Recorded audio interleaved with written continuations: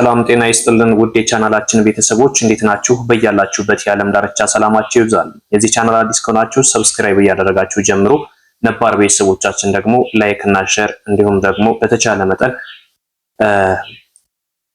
ለሌሎች ሼር እያደረጋችሁ ታዳርሱ ዘንድ ከወዲሁ አሳስባለሁ። ዛሬ የምናያቸው አጫጭር አረፍተ ነገሮች ነገር ግን በውስጣቸው ብዙ መልእክት ያቀፉ የውስጥን የሚናገሩ አስተማሪ ጥቅሶች ናቸው። እነዚህን አስተማሪ ጥቅሶች ብዙዎቻችን በቸለልተኝነት የምናልፋቸው ተራ ነገር የመሰሉን ነገር ግን ተራ ነገር ያልሆኑ በጣም ብዙ ነገር መልእክት ማስተላለፍ የሚችሉና በውስጣችን ያለውን እፎይታ ሊሰጡን የሚችሉ ደግሞ እንዲሁም በግልጽ ሊያሳዩን የሚችሉ አረፍተ ነገሮችና ጥቅሶች ናቸው። እነዚህን በማንበብና በመጻፍ ራሳችሁን መገንባት ትችላላችሁ። ከዚህ በተጨማሪ ማንበብና መጻፍ የማትችሉ ከፊደላት ጀምራችሁ በየትኛውም እንግሊዘኛና አማርኛ የትኛውንም የትምህርት አይነት መማር የምትፈልጉ ካላችሁ በሳምንት 5 ቀን ከሰኞ እስከ ዓርብ እያስተማርና ነው የምንገኘው። በኦንላይን በኢሞ፣ በዋትስአፕ፣ በቴሌግራም አናግሩን። ከታች በማስቀምጥላችሁ ስልክ ታገኙናላችሁ። አሁን ቀጥታ ወደ ትምህርቱ ነው የምንሄደው። መጀመሪያ አንድን አረፍተ ነገር ለማንበብ ማድረግ ያለብን ቅድመ ሁኔታዎች ምንድናቸው የሚሉት እናያለን። ከዛ በኋላ ወደ ዋናው ሐሳቡ እንገባለን።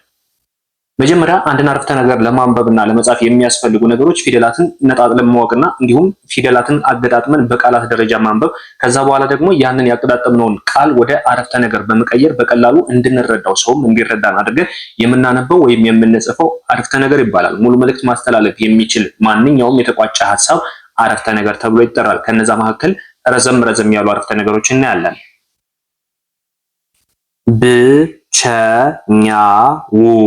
ብቸኛው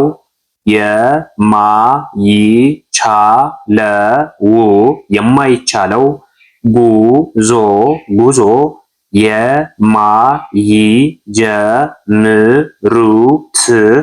የማይጀምሩት ጉዞ ነው። ምንድነው የሚለው? ብቸኛው የማይቻለው ጉዞ የማይጀምሩት ጉዞ ነው። ከዛ እዚህ አረፍተ ነገር ላይ ወይም ከዚህ ጥቅስ ላይ የምንረዳው ዋናው ሐሳብ ምንድነው? አንድን ነገር እስካልጀመርነው ድረስ ከባድ ነው። በጣም ቀላል የምንላት ኢምንት ነገር ካልጀመርናት ከባድ ናት። በጣም ከባድ የምንለው ነገር ደግሞ ከጀመርነው ቀላል መሆኑን ነው የሚያመለክተና ይህ በእናንተ ህይወት ላይ የሚገጥማችሁ ነገር በማንበብ በመጻፍ ላይ ሊሆን ይችላል። በህይወታችሁ፣ በትዳራችሁ፣ በስራ ሁኔታችሁ ሊሆን ይችላል። እያንዳንዱን ከባድ ነው ብላችሁ የምትተውት ነገር መኖር የለበትም። ከባድ ነው ብለን አእምሯችን የምናሳምነው ከሆነ ህይወታችን ዘወትር ትንንሿንም ከባድ ነው እያለ የሚቀበል ይሆናል ማለት ነው። ስለዚህ እንደዚህ አይነት ነገሮች እንዳይከሰቱ ማንኛውም ከባድ ነው ብላችሁ የምታስቡትን ነገር ጀምሩት። ካልጀመራችሁት ግን ከባድ፣ ከጀመራችሁት ቀላል ይሆናል። ካልጀመራችሁት ግን ምንድነው የሚባለው? እንደ አይን ፈሪ እንደ ጉልበት ደፋሪ የለም ይላል ያገሬ ሰው። እና ነገሮችን ቀለል አድርገን ማየት ከቻለና መጀመር ከቻለ ሁሉም ነገር ቀላል ነው። ከዛ ውጭ ግን ገና እያሰብነው ይሄ ነገር ከባድ ነው ብለን የምንተው ከሆነ ሁላችንም የዘላለም ህይወታችን እየተበላሸ ይሄዳል ማለት ነው። ስለዚህ በማንኛውም ሁኔታ ትምህርት ላይ ሆናችሁ ትምህርትን ማንበብና መጻፍ አትችሉም አይደለ?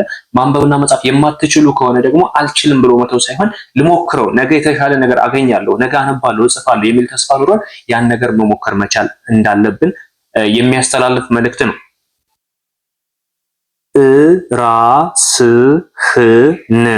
ራስህን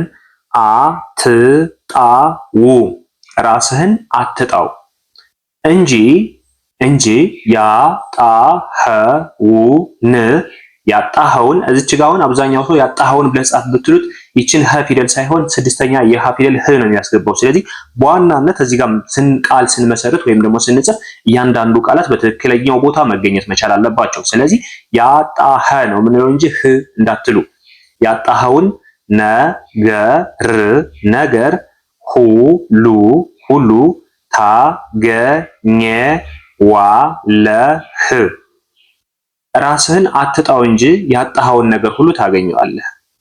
ምናልባት የጊዜ መርዘም ማጠር ሊሆን ይችላል እንጂ ራሳችን እስካላጣነው ድረስ፣ ራሳችን እስካለ ድረስ፣ አእምሯችን በትክክል ማሰብ እስከቻለ ድረስ ያጣነውን ነገር ሁሉ ለመመለስ አይቸግረንም ወይም አይከብደንም። ምክንያቱም ዛሬ ገንዘብ ልናጣ እንችላለን። የሆነ ቀን ላይ በስነ ስርዓት ከሰራነ ጤና ካለን እናገኘዋለን። ዛሬ ፍቅር ልናጣ እንችላለን። አስተሳሰባችን ከቀየርነ ፍቅር እናገኘዋለን። ዛሬ ሰው ልናጣ እንችላለን። ነገ ግን ሰው እናገኛለን። ስለዚህ እኛ ራሳችን ብቻ እንዳናጣው እንጂ ሌላው ነገር ቢሄድ ይመጣል። ማወቅ ያለባችሁ ነገር ይሄ ነው። ራሳችሁን ብቻ አትጣሉ። ራሳችሁን ብቻ መጥፎ ቦታ ላይ አታስቀምጡት። ከዛ ውጭ ያለው ነገር ሁሉ በጊዜው በሂደት ይመጣል። ዛሬ ያልቻልነውን ነገር ነገ አንችለውም ማለት አይደለም። ዛሬ ማንበብና መጻፍ የማይችል ሰው ልክ እንደዚህ ይቀጥላል ማለት አይደለም። ነገ የተሻለ ማንበብና መጻፍ እንደሚችል ተስፋ ማድረግ አለበት። ዛሬ ፊደላትን መቁጠር የጀመረ ሰው ነገ ትልቅ መጽሐፍ እንደሚያነብ ምንም ጥርጥር የለውም። ስለዚህ ሁላችንም ዛሬ ያልቻልነውን ነገር ነገ እንደምንችለው አስበን መስራት እንዳለብን ማወቅ መቻል አለብን። ከራስህ ጋር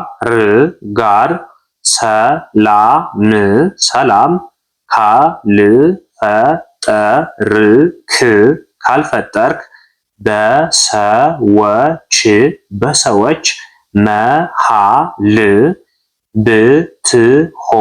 መሃል ብትሆን እንኳን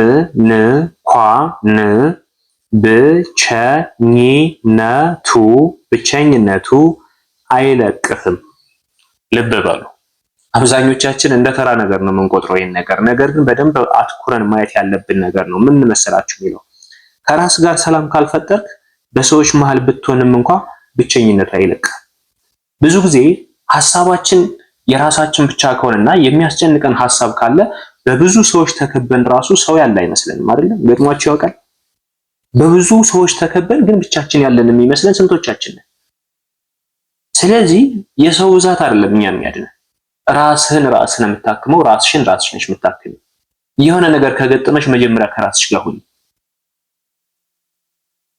በህይወትሽ ከባድ ነገር ከገጠመሽ መጀመሪያ ራስሽን ጋር መስራት መቻል አለብሽ። አእምሮሽ ጋር ነው መስራት ያለብሽ። አእምሮሽን ንጹህ ስታደርጊውና አንቺ እኔ በራሴ መንገድ ይህን ነገር መወጣት እችላለሁ፣ ከፈጣሪ ጋር ይህን ነገር ማስተካከል እችላለሁ ብለሽ ወደ ራስሽ መመለስ ስትጀምሪ ሰዎችን ማየት ትጀምሪያለሽ። በዙሪያሽ ማን እንዳለ ታውቂያለሽ። ዙሪያሽን ማሰስ ትጀምሪያለሽ። ከዛ ውጭ ግን በሰዎች ስለተከበብሽ ሰው ከአንቺ ጭንቀት ሊያድንሽ አይችልም። በሰው መከበብ ብቻ ከጭንቀት ሊያወጣ አይችልም። ስለዚህ መጀመሪያ ማድረግ ያለብን ምንድነው? ከራስ ጋር መሆን ነው። ከራስ ጋር ሰላም መፍጠር። ከራስሽ ጋር ወይም ከራስህ ጋር ሰላም ስትፈጥር ራስን ታገኘዋለህ። ስለዚህ ሁላችንም ራሳችንን ማየት መቻል አለብን።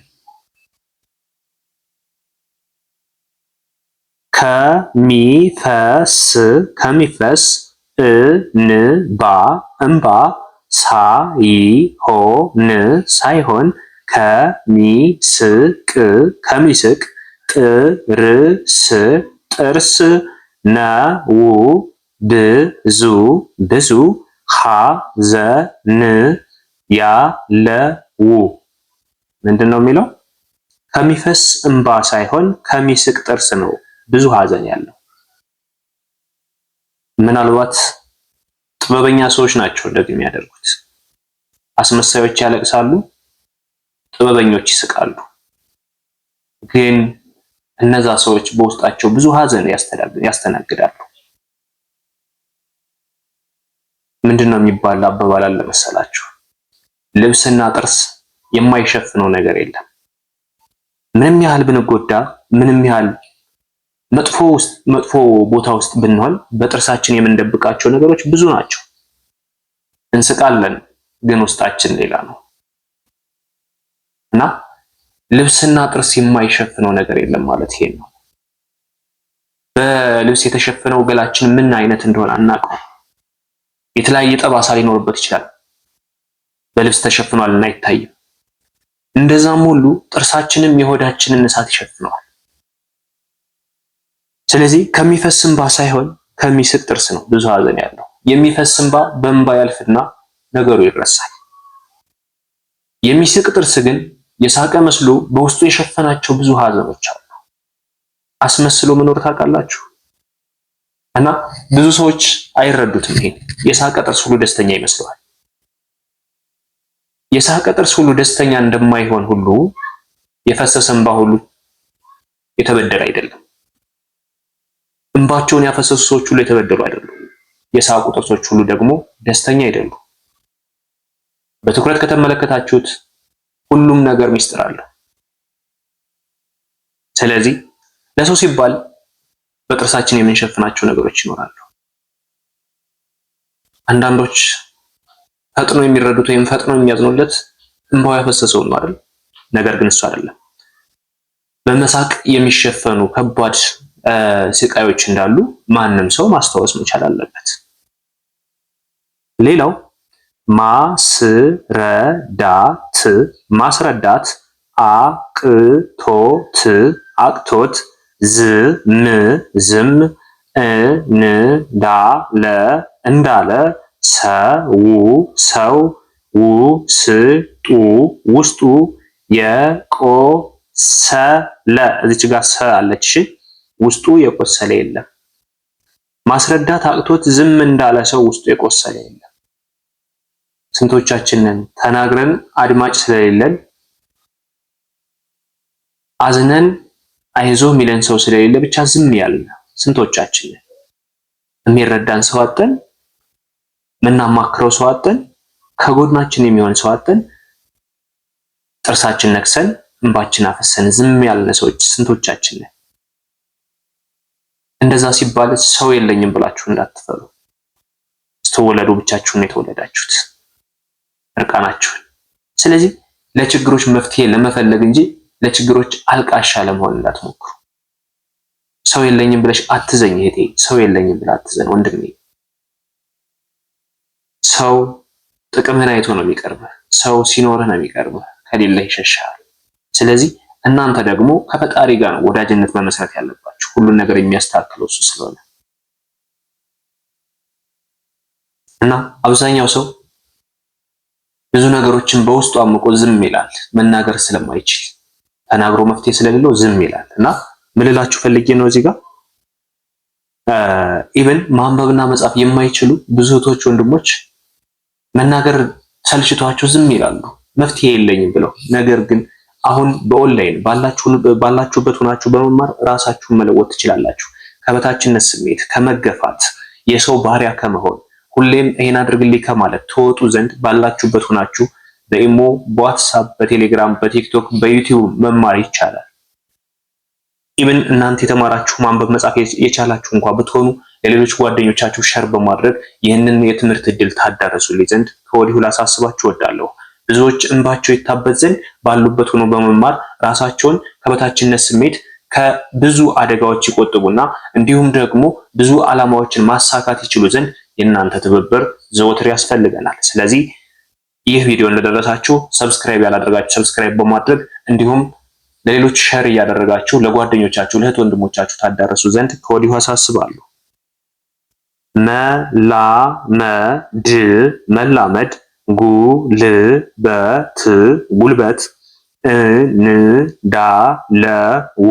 እንዳለው የምትረዳው መለያየት ሲመጣ ነው። መላመድ ጉልበት እንዳለው የምትረዳው መለያየት ሲመጣ።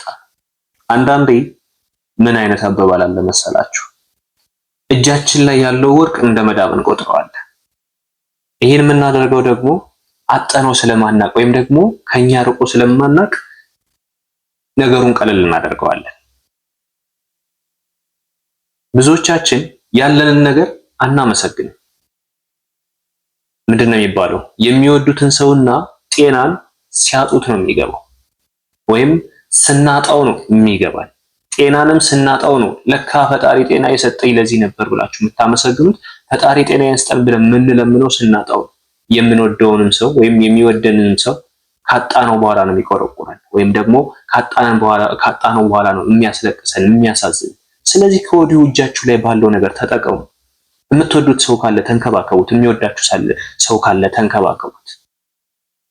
ካጣችሁት በኋላ ከምታለቅሱ የሚወዳችሁን ሰው እጃችሁ ላይ እያለ ተንከባከቡት።